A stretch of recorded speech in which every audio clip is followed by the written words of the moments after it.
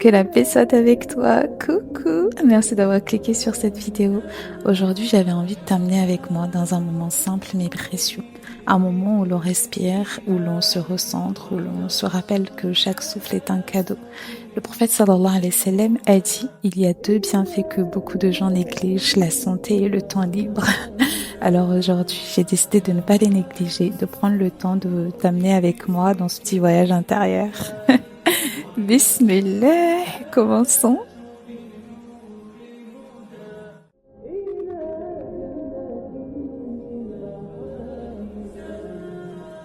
J'aime donc réciter le Coran à ce moment-là. Ensuite, je fais un peu de dhikr, parfois avec mon chapelet, parfois avec mes doigts, comme le prophète sallallahu alayhi wa sallam nous l'a enseigné. De manières différentes, mais un même apaisement. Regarde comment le ciel se colore doucement. L'orange, le rose, le bleu se mélangent comme une peinture vivante. Devant ce magnifique spectacle, je reste là, simplement présente. Puis les rayons de soleil apparaissent comme une promesse. Tu sais, Allah a dit dans le Coran, sourate 41, verset 37, et parmi ces signes, la nuit et le jour, le soleil et la lune. Chaque lever de soleil est une nouvelle chance, un nouveau départ. J'aime contempler, j'aime sentir ces rayons de soleil sur mon corps, sur mon visage. Ça fait un bien fou et on respire. Enfin, ça fait tellement de bien. N'hésite surtout pas si tu as la possibilité de juste respirer et juste prendre un bon bol d'air frais. Ensuite, quand la lumière s'installe vraiment, je m'assois à mon bureau. Des pensées, des intentions, des gratitudes. J'aime écrire quelques lignes. Écrire, c'est comme déposer doucement ce que l'on porte à l'intérieur. Une manière de clarifier, d'apaiser, d'ouvrir un espace pour accueillir la journée. Pendant que j'écris, une douce récitation coranique accompagne le réveil de la ville. C'est un moment simple, mais profondément nourrissant. Un peu plus tard, j'écoute les bruits de l'école juste à côté de chez moi. Les rires, les pas, l'énergie des enfants.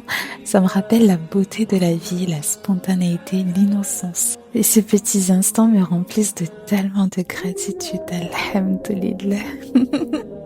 Ensuite, je prends un moment pour lire. En ce moment, je lis Leçon de Tawhid al-Qawl al-Mufid du Cheikh Mohammed al-Wasabi. C'est un livre simple, clair, mais profond.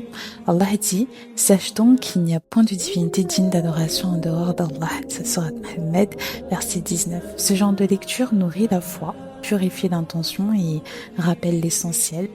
Vient le petit moment où je m'accorde une petite pause, je médite sur ce que je viens de lire. Je réfléchis beaucoup. Je regarde à travers la fenêtre et je me décide de ressortir encore sur le balcon, contempler, tu vois. Je prends cet instant pour regarder la nature en bas de l'immeuble depuis le 5e étage. La vie magnifique, alhamdulillah. L'horizon me rappelle la grandeur d'Allah. Allah dit, regarde donc les traces de la miséricorde d'Allah, comment il redonne vie à la terre après sa mort. Chaque détail porte un sens.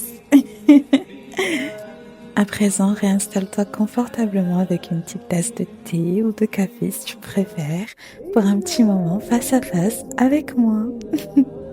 J'aime bien ce bouquin parce qu'il est rempli de petites histoires justement qui te font réfléchir. Et il y a souvent des petites leçons de sagesse derrière. Que la paix soit sur toi. Aujourd'hui, dans le bouquin de Mohammed Al-Arifi qui s'intitule Jouis de ta vie, à la page 339, il y a un point de vue inscrit et il est dit: la vie consiste à donner et à recevoir. Fais en sorte de donner plus que tu ne reçois. Je trouve ce rappel magnifique. En vérité, lorsque on donne plus que ce que l'on reçoit, eh bien au final, on le fait pour nous. Comme on croit en l'au-delà, on sait que aucun bien ne se perd sur cette terre et que ce sera plus bénéfique pour nous, encore mieux dans l'au-delà. Donnez plus que ce que vous en recevez. Voilà, prenez soin de vous. Que la paix soit sur vous. Mouah. Et attends, regarde la trace laissée par un avion. Moi, ça me fait penser à une note de musique. Et toi?